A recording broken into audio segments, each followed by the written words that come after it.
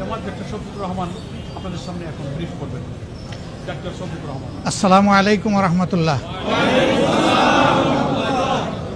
His Excellency Ambassador of People's Republic of China and his colleagues here, আমার সম্মানিত সহকর্মীবৃন্দ, জামাত ইসলামের কেন্দ্রীয় নেতৃবৃন্দ, ডেলিগেশনের সম্মানিত সদস্যবৃন্দ, উপস্থিত সাংবাদিক বন্ধুগণ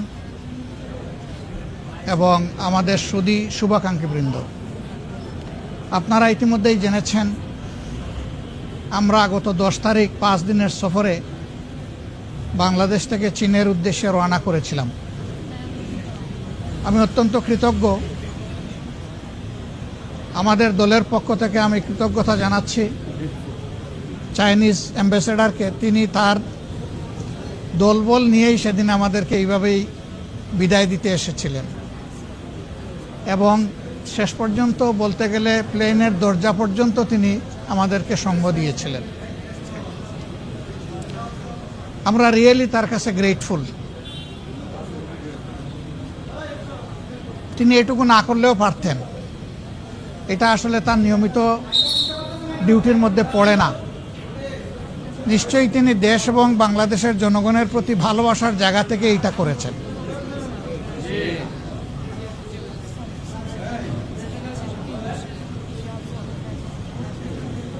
আমাদের প্রতিনিধি দলটি প্রথমে সাংহাই আমরা যাই, সেখানে বেশ কয়েকটি গুরুত্বপূর্ণ সভায় আমরা মিলিত হই এবং এক পর্যায়ে সাংহাই সিটি গভর্নমেন্টের ঊর্ধ্বতন কর্মকর্তাদের সাথেও আমাদের বৈঠক হয়।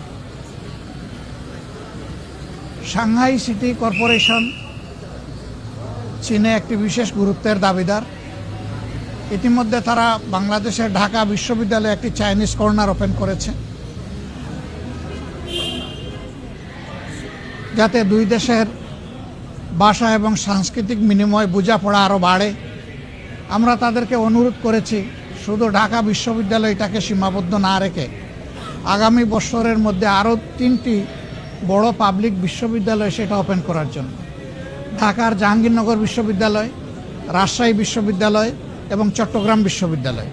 আমরা এই 3টি বিশ্ববিদ্যালয়ের কথা বলেছি এবং তারা নীতিগতভাবে একমত হয়েছে যে ওই 3টি বিশ্ববিদ্যালয়ে তারা তাদের এই ফাংশনগুলো এক্সটেন্ড করবেন।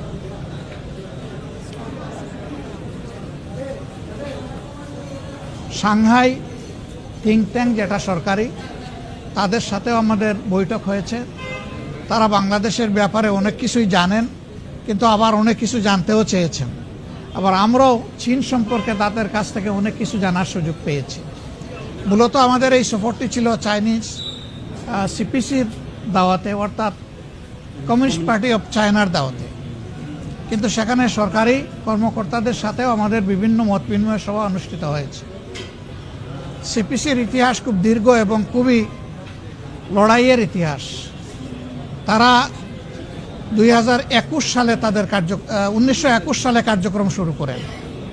13 জন সাহসী মানুষ যেদিন প্রথম কার্যক্রম শুরু করেন, জায়গাটা ছিল সাংহাই, কিন্তু তারা একটা গোপন বৈঠকে যখন বসেন, পিছনের দরজা দিয়ে কিচেন দিয়ে একজন স্পাই সেখানে ঢুকে পড়েছিল, যার কারণে তারা মিটিংটা শেষ করতে পারেননি।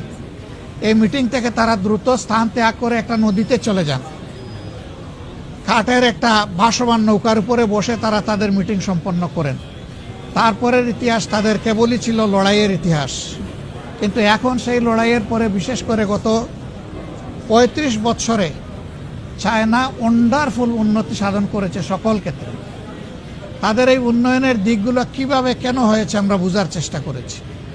এই ক্ষেত্রে আমাদের জাতি এবং আমাদের দল পার্টিকুলারলি বাংলাদেশের মানুষের ভাগ্য বদলের জন্য কি করতে পারে সেগুলো আমরা বোঝার চেষ্টা করেছি এবং আমরা অনুপ্রাণিত হয়েছি বিভিন্ন পর্যায়ের মিটিংয়ে। সর্বশেষ মিটিংটি ছিল আজকে, যিনি foreign affairs of Chinese communist party look after করেন একজন ভাইস মিনিস্টারের সাথে। তো এই মিটিংটাও ছিল অত্যন্ত সন্তোষজনক এবং চমৎকার। যে কয়টা জায়গায় আমরা মিটিংয়ে মিলিত হয়েছি, আমরা তাদের বন্ধুত্বপূর্ণ আন্তরিকতা উপলব্ধি করেছি। তারা এক ধাপ এগিয়ে বলেছেন যে এখন বাংলাদেশ শুধু আমাদের একটা ফ্রেন্ড কান্ট্রি নয়, এখন থেকে আমাদের নাইবার কান্ট্রি। ফ্রেন্ড দুনিয়ায় অনেক থাকে, কিন্তু নাইবর সবাই হয় না। তো তারা এই মর্যাদা এখন বাংলাদেশকে দিচ্ছেন, আমরা অত্যন্ত আনন্দিত। আমাদের একটা অপরচুনিটি হয়েছিল যে চায়না বাংলাদেশকে 1975 সালের 26শে আগস্ট তারা স্বীকৃতি দিয়েছিল। এই বছরটা হচ্ছে 50 বছর পূর্তি তাদের সাথে আমাদের বন্ধুত্বের। সুতরাং আমরা একটা বন্ধুত্বের বার্তা নিয়েই তাদের কাছে গিয়েছিলাম। আমরা আশা করছি আমাদের এই সফরের মাধ্যমে দুই দেশের বন্ধুত্ব আরও ঘনিষ্ঠ হবে এবং বিশেষ করে পার্টি টু পার্টি আমাদের ঘনিষ্ঠতা আরও বাড়বে।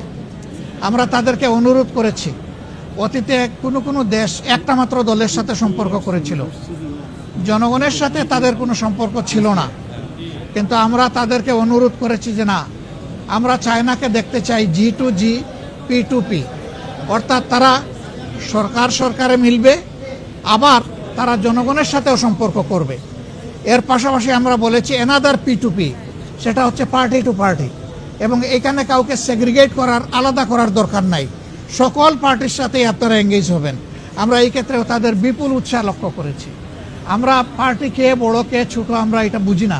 আমরা মনে করি বাংলাদেশে যারাই রাজনীতি করেন তারা দেশ এবং জনগণের কল্যাণ চিন্তা করেই তারা করেন। এই জন্য আমরা সকল পার্টির হয়েই বলতে পারেন যে আমরা সেখানে কথা বলে এসেছি, আমরা দেশের জনগণের পক্ষে কথা বলে এসেছি। আমরা আশা করছি আগামীর দিনগুলোতে আমাদের এই যাওয়া আসা আরও বাড়বে। আমরা আমাদের পক্ষ থেকে, দলের পক্ষ থেকে প্রেসিডেন্ট হিসাবে নয়, শি জিনপিংকে তার দলের সেক্রেটারি হিসেবে আমরা দাওয়াত দিয়ে এসেছি। ফর্মাল দাওয়াত ভাইস মিনিস্টারের মাধ্যমে আমরা আশা করি